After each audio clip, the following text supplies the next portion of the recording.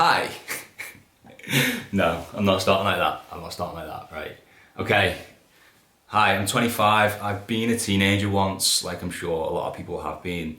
And this video is me going through my lifting footage and kind of showing you the mistakes I've made and the phases that I went through that have got me to where I am now. And if you see my previous videos, have maybe played a factor in causing some issues that I've had the past few years.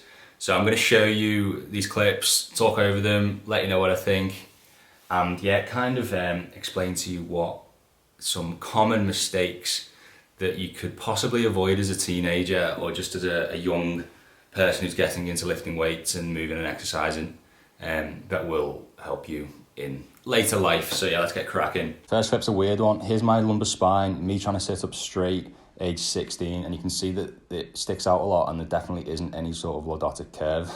Whether that's caused by like poor sitting as a kid in school, sat down all day and like slouching, added to the fact that at AS you're meant to actually lose the lordotic curve. Maybe that was a sign of it already starting age 16, and that was when I was bodybuilding before any heavy lifting, which comes now, as you can see. So this is a few years later and clearly the lordotic curve hasn't reformed and I've got quite a flat lower back, and then added to now a guy that just likes lifting heavy weights and taking his top off and looking good and he's just discovered Instagram. This is kind of how I was deadlifting the whole time. I managed to get pretty strong. Like, this is pretty much the strongest I've ever been at these times. I've got 20 here, or 19, 20. Front squatting like 110 is that for 2 reps. This isn't as bad because front squats, obviously the weight's in front of you, but you can see the amount of strain I'm putting through my lower back there. And this would be okay if it was every now and again. Like, I mean, every now and again, I mean like a few times a year. But the issue with me was this is far too often. And just far too repetitive. Like, you're talking a weekly basis that I was doing this, and I don't think this is like too uncommon for teenagers, but yeah, I think mine was pretty excessive. Added to then, like I said, the first picture of a guy that's already lost his lumbar curve and has a pretty flat lower back, he then got even more of like a chance of just effing your shit up very fast. Here's more of the bodybuilding stuff I got into, and you know, little videos I used to make. And yeah, I would say this isn't really as much of an issue, but I thought, hey, I'll chuck this in to show you that I got in pretty decent shape, to be honest. And like I was saying at the start, it is a hell of a lot of fun doing this sort of stuff and not really caring. And just going with your mates, sticking tunes on and lifting weights.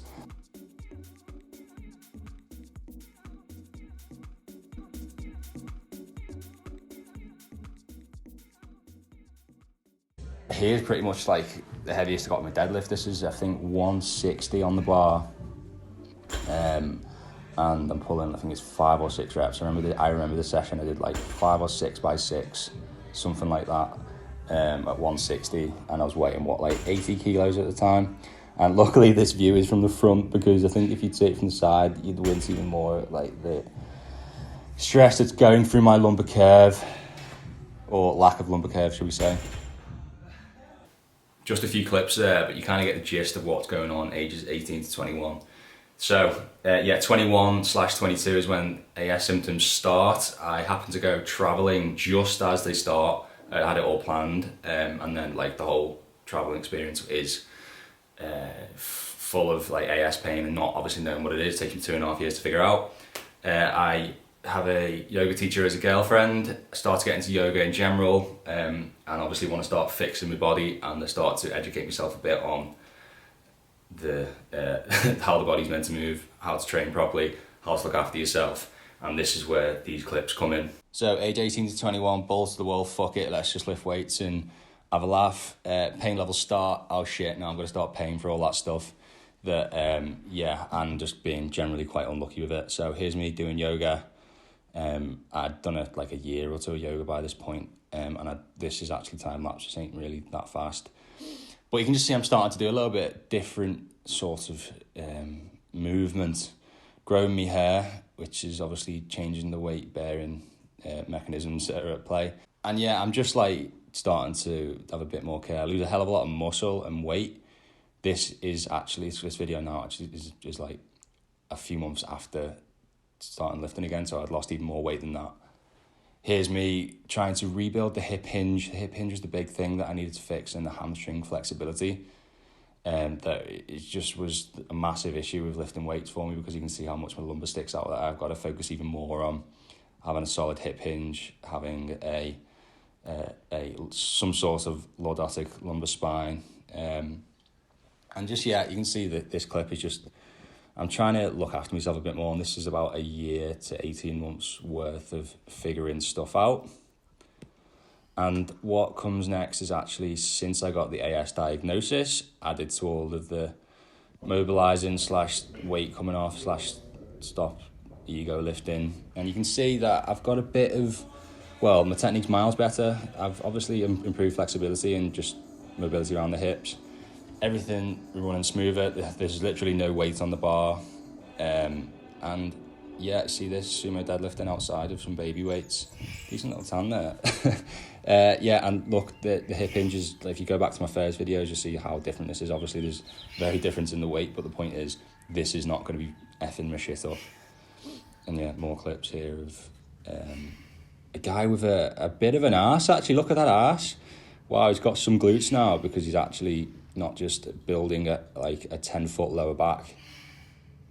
And this was actually a few weeks ago. You can see I've actually started to put some muscle on. Weight is getting quite similar to what it was in the big years. And I'm not lifting the same weight, but I'm lifting it properly. So yeah, what was that, trapod deadlift, front squats here. And I don't even know if that, I mean, obviously I'm building a little bit of my back muscles, but that could even be a slight increase in lordotic curve, which is meant to be impossible to rebuild. But I think you can, and maybe this clip is, you can make your own mind up. Maybe you can actually, through mobilizing, through lifting properly, you can get your shit back into place, to put it in the scientific way. And these standing good mornings, if you'd have seen me do these when I was age 19, it would have looked like the worst thing ever. I never used to do these. I didn't really know them as an exercise, but yeah, I can see me doing them now. Quite a stressful exercise, but I'm coping quite well, and there was no issue from this afterwards at all. So if you can take anything from this video, it's just to take a little bit more care of your body when you're starting out lifting. Obviously, at any point of lifting, but especially when you're starting out, when it's so easy to just go with whatever feels fun and whatever your mates are doing and whatever you've seen on YouTube. It's so easy to do that, as well as not having as much money maybe to invest in coaches or physios or someone who just understands the human body. Like, if I'd have done that at 18, 19, I feel like I would have got to where I am now much faster, and I maybe would have saved myself like months, if not years, of maybe discomfort or pain or just certain injuries that I could have figured out faster, and I wouldn't have just accumulated years of bad lifting technique with heavy weights that I then have to undo and rebuild back up. It's like a 40 quid session that maybe you could get with a strength coach. It is worth it, even if maybe you haven't got 40 quid and you're eating spaghetti hoops for dinner. I think it is worth it. But yeah, hopefully you've taken something from this. Give me a comment about maybe what journey you've been on, or any questions you've got about this, and let me know, yeah, any like massive mistakes you made as a teenager or are making that you maybe wish you hadn't have. So yeah, like, comment, subscribe. Cheers for watching. Take care, everyone.